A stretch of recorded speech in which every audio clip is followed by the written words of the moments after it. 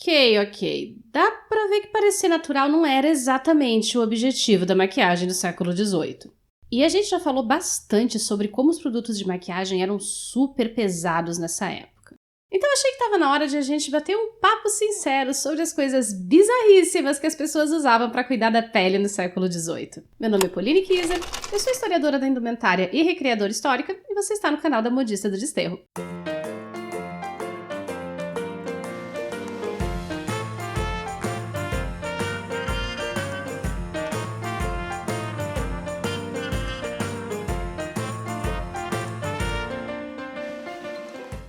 Olá, modistas! Tudo bem com vocês aí desse lado?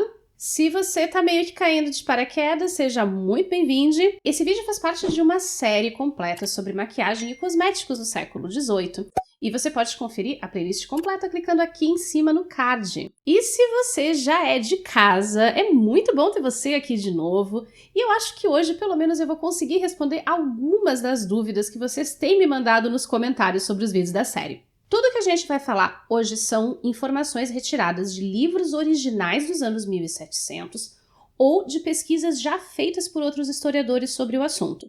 E se você tem curiosidade de ler um pouco mais sobre esse tema, todas as minhas referências estão listadas aqui embaixo na descrição e também naquela lista super completa de referências que eu preparei para vocês lá no meu site. Assim como hoje em dia, no século XVIII já existia preocupação com o cuidado da pele. Mas se hoje a gente se preocupa muito com coisas como acne e marcas do tempo, lá em 1700 as preocupações eram um pouquinho diferentes. O padrão ideal de beleza do século XVIII era uma pele pálida e sem marcas, o que era uma coisa muito, mas muito difícil de se conseguir numa época em que doenças como a varíola faziam parte do dia a dia das pessoas. Causada por um vírus e hoje considerada uma doença erradicada graças à vacina, a varíola já foi um dos terrores da humanidade. Além de febre e vômitos, a varíola causa uma série de bolhas infectadas na pele que se rompem, deixando feridas e cicatrizes. Curiosidades totalmente aleatórias. Em português, essa doença era conhecida como bexiga, então quando te fizerem ler os livros do vestibular e falarem em bexiga nos livros clássicos, agora você já sabe o que é.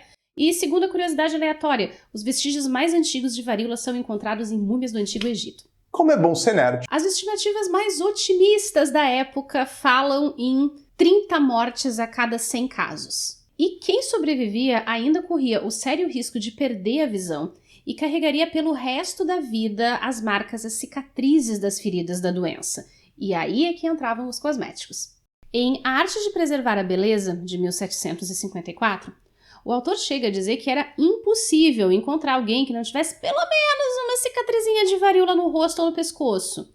E que isso acontecia não só porque a doença era comum, mas porque se aplicava um monte de porcaria em cima das bolhas estouradas. E o que o autor desse livro indica para não ficar coçando as feridas na pele? Pegar um bife magro, ferver, pegar uma esponja, umedecer no caldo desse bife e tacar esse negócio na cara várias vezes ao dia.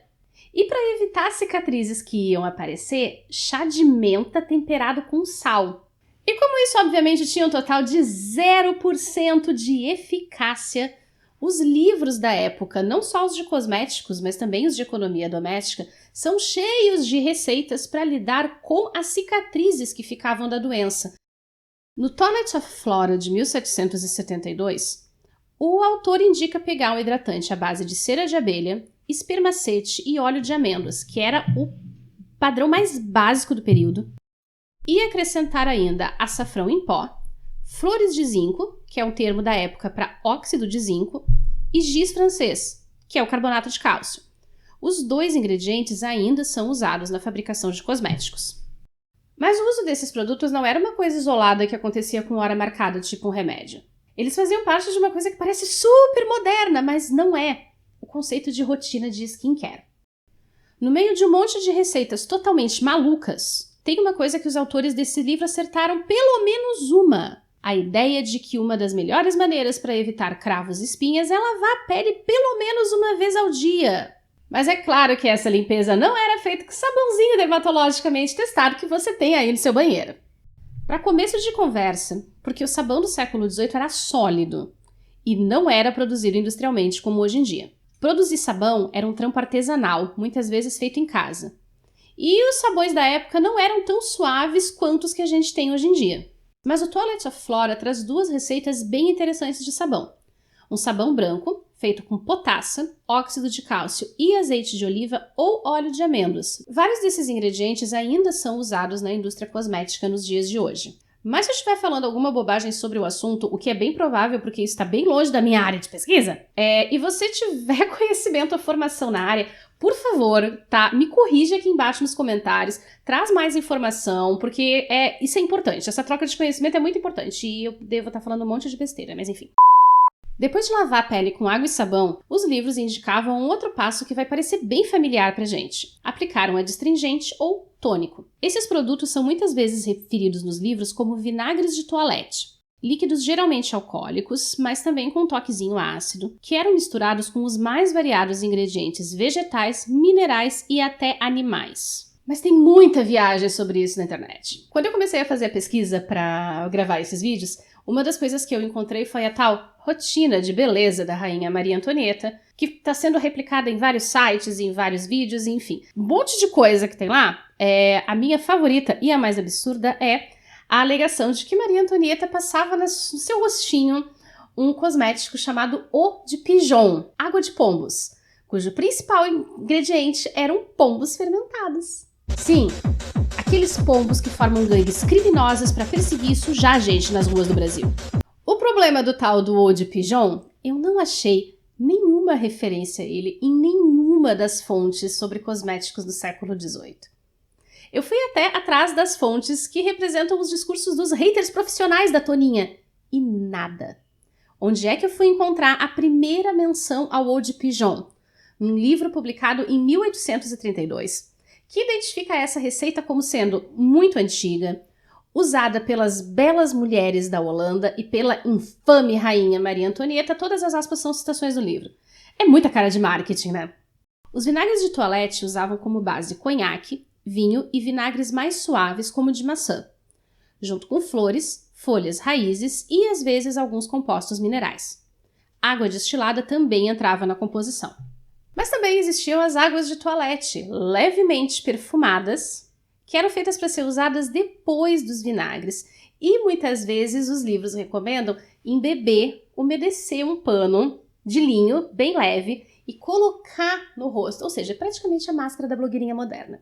Só que as receitas dessas águas ainda misturavam muita alquimia com um bocado de superstições populares, como a prática de coletar orvalho antes do amanhecer do dia 1º de maio para manter a pele jovem e viçosa o ano todo. Ou a minha favorita, que era coletar as gotas de umidade que se formavam nas garrafas de vinho, especificamente nos meses de maio e junho, para preservar a juventude. Essa insistência toda em ingredientes obtidos especificamente nos meses de maio e de junho provavelmente é resquício de hábitos muito mais antigos relacionados aos festivais de primavera e de verão que eram celebrados na Europa antes do avanço do cristianismo durante o período medieval.